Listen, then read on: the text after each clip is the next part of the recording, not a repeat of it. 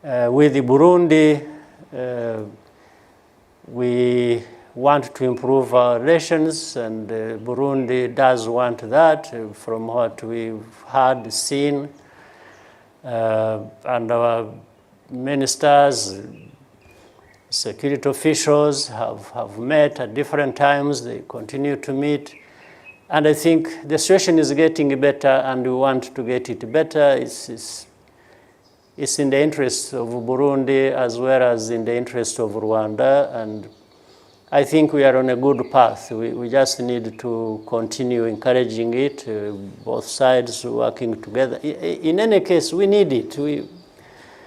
We should really, and if you look at what is it that should be in the way of a good relationship, you don't find it. At least there is nothing so important that